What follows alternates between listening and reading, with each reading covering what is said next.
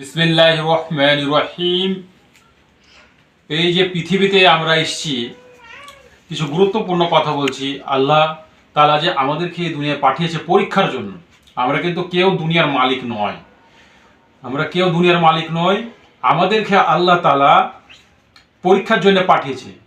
আর দুনিয়াকে ব্যবহার করতে দিয়েছে। কাউকে অনেক সম্পদ দিয়েছে, কাউকে কম দিয়েছে, কাউকে দেয়নি। এইভাবেই চলছে।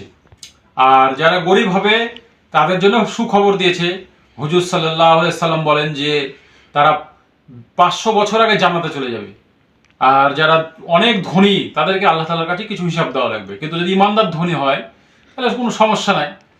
তো আমরা যেন এই জিনিসটা চিন্তা করি যে আমরা মানুষ কিন্তু অত শক্তিশালী নয়। আমাদের সামনে দিয়ে দেখেন আমাদের বাপ মাকে তুলে নিয়ে চলে আসে আজরাইল আলাইহিস সালাম, আমরা কিছুই করতে পারছি না, আমাকেও নিয়ে চলে যাবে।